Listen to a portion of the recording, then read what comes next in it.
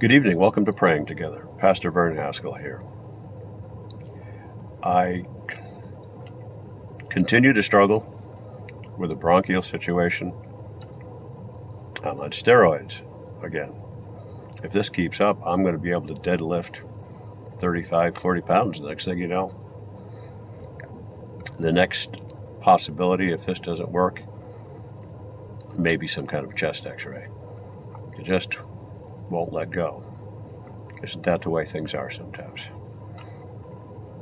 And I guess when you talk about not letting go, the onslaught of mass violence in our culture, it seems to be accelerating.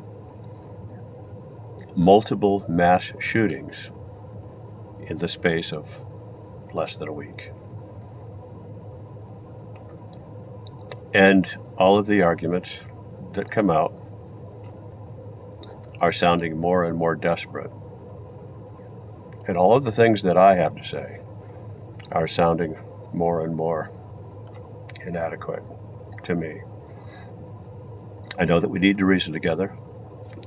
I know that we need to look beyond our pat answers and look more deeply. I know that we need to look at the soul of our country and really ask, why are we producing this many twisted and desperate people? I don't have easy answers for any of that. I know that the church is responsible to seek revival and believe that God can heal our land. I'm not ready to tell you what the Christian position is on gun control. I have very little to offer. And the more time that goes by, the more I'm aware of it. Tonight, a prayer of desperation. Gracious Lord, our nation is very, very ill. Oh, we still have a lot of very good people.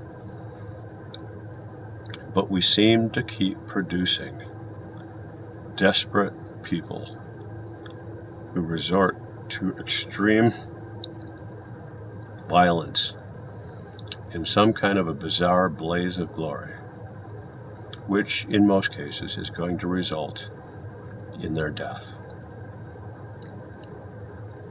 And we argue and we debate. Let's get tougher. Let's soften up. Let's control guns. Let's place more guns. Lord, I'm not interested in advancing my opinion. I call on you, Lord, for the spirit of America.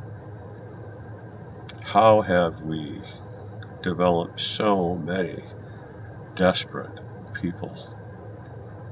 Why so much brokenness in this land where our biggest complaint normally is that gasoline is too expensive? We're not hungry, for the most part. Most of us are not homeless, although there are some who are. But we're ill. We're unhappy in many, many cases. And Lord, the church, by all measurements, is in decline. In the wake of Pentecost, we ask, Lord, deliver us from this evil. Forgive us, Lord, for not believing in you enough to rely fully on your Spirit, for not placing our priority to honor you in a high enough place,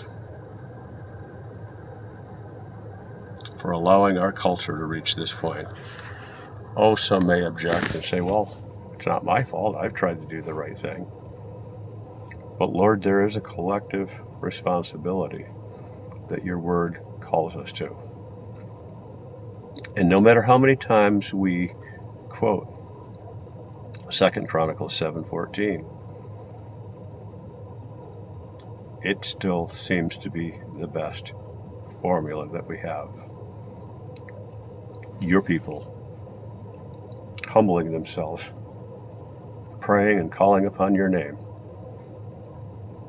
turning from our wicked and confused and compromised ways, inviting you to first heal us and then to heal through us. Oh Lord,